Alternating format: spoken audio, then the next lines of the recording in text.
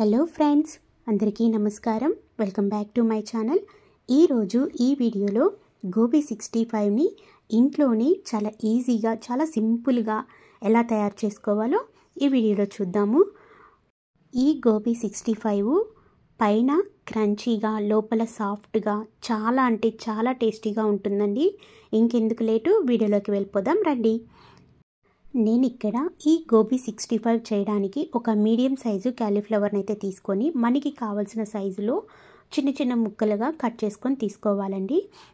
తర్వాత స్టవ్ మీద ఒక గిన్నెలో వాటర్ పెట్టుకొని వాటర్ని బాయిల్ చేసుకుందాము.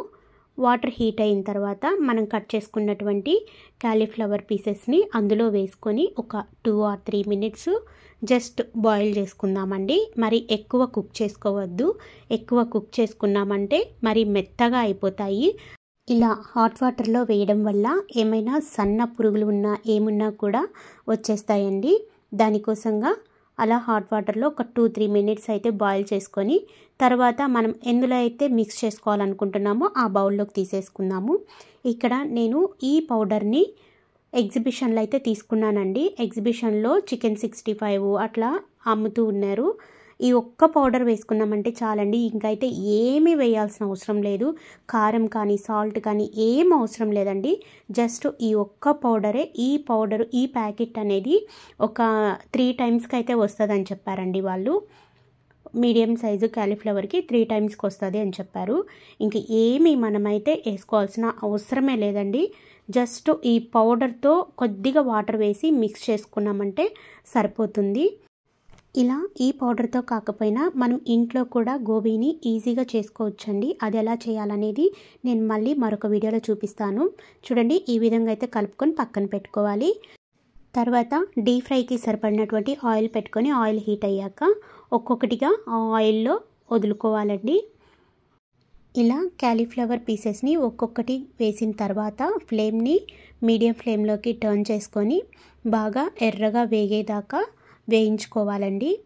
బాగా క్రిస్పీగా ఎర్రగా వేగేంత వరకు వేయించుకొని పక్కకు తీసుకోవాలి. చూడండి, ఈ విధంగా ఎర్రగా వేగాలి. ఇప్పుడు ఒక టిష్యూ పేపర్ ఉన్నటువంటి ప్లేట్లోకి తీసేసుకుందాము. చూడండి, ఎంత బాగా ఎర్రగా క్రిస్పీగా ఎంత బాగా వేగాయో కదా. ఇలాగా తీసేసుకొని పక్కన పెట్టుకుందాము. ఇప్పుడు మిగిలిన వాటిని కూడా మరొకసారి వేసేసి వాటిని కూడా ఫ్రై చేసుకుందామండి. వాటిని కూడా సేమ్ అలాగే ఎర్రగా వేగేంత వరకు వేయించుకొని చివర్లో కొంచెం పచ్చిమిరపకాయలు, కరివేపాకు కూడా వేసి మొత్తం అన్నీ కూడా బాగా ఎర్రగా క్రిస్పీగా వేగేలాగా వేయించుకొని తీసుకుందామండి. ఫ్రెండ్స్, ఇలాంటి మరిన్ని వీడియోల కోసం మన ఛానల్ని అయితే సబ్స్క్రైబ్ చేసుకోండి ఫ్రెండ్స్. అలాగే లైక్ చేయడం మర్చిపోవద్దు ఫ్రెండ్స్. చూడండి ఫ్రెండ్స్, ఎంత బాగా ఎర్రగా క్రిస్పీగా వేగాయో కదా. ఇంకా వీటిని కూడా మనము ముందు తీసుకున్న వాటిలోకి తీసేసుకుందాము. చూడండి, ఎంత బాగా ఎర్రగా క్రిస్పీగా, పైన క్రంచీగా, లోపల సాఫ్ట్గా, అలా నోట్లో పెట్టుకుంటే కరిగిపోయే విధంగా చాలా అంటే చాలా బాగా వచ్చాయండి. టేస్ట్ కూడా చాలా బాగొచ్చింది.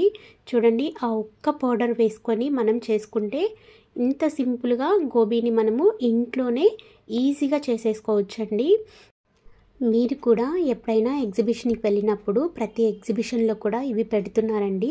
ఎప్పుడైనా ఎగ్జిబిషన్కి వెళ్ళినప్పుడు తీసుకొచ్చి ఇంట్లో ట్రై చేయండి. చాలా అంటే చాలా బాగున్నాయి టేస్ట్ అయితే. ఓకే ఫ్రెండ్స్, మళ్ళీ మరొక వీడియోతో మీ ముందుకు వచ్చేస్తాను. Bye friends.